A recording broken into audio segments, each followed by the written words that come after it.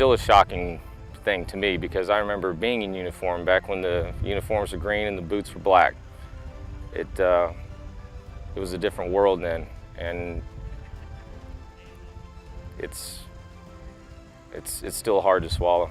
It's a difficult thing to even think about still for me.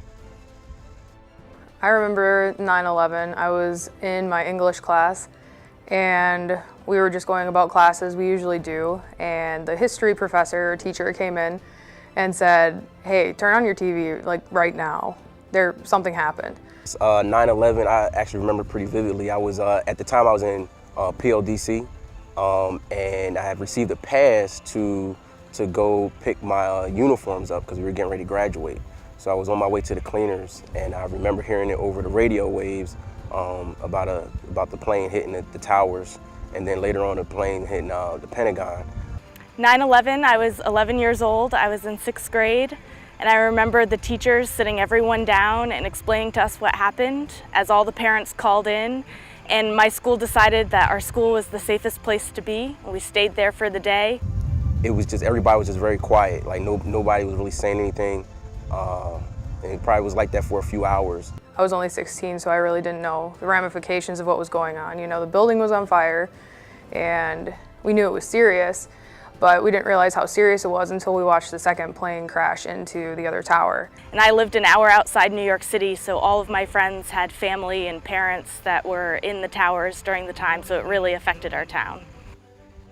I immediately just started packing my rucksack and my duffel bag because I knew at that point we were probably going to war, and we were ready for it. First Sergeant Brown, Maurice Brown from Hopewell, Virginia. I've been in the military for 19 years now. I'm Sergeant Aaron Casey, and I've been in the National Guard for 6 years. I'm Specialist Samuel Perkins. Joined in the military in 1999. I got out in 2005, and I re-enlisted last year in 2015.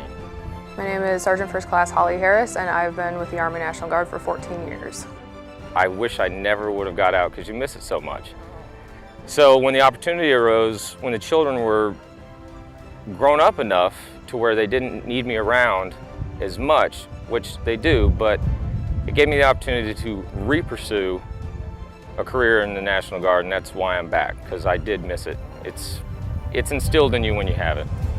I decided to join the military mostly because my dad had been in, and I grew up with him being in the military, and he was in the National Guard, and it was something that he seemed to really enjoy, and I knew that there were benefits for school and that kind of thing, but because my dad enjoyed it so much, and then also 9/11 happened, so it seemed like the right thing to do to join to serve my country. The best metaphor I could give is sort of like, you know, regardless of anything that goes on here in the United States, whether we agree or disagree, at the end of the day, this is our house. And you don't let anybody come into your house and have their way. So that definitely motivated me to stay in and make sure that, be a part of this great country, to make sure that that never happens again. So after going through everything in 9/11 and seeing how it affected my family, I wanted to see how the skill set that I had could contribute back to my community. So being in the National Guard as a musician and being a participant in ceremonies, the Funeral Honor Guard, I find that using my skill set, I can give back to the community that has given me so much. This is why I serve. This is why I serve. This is why I serve. This is why I serve.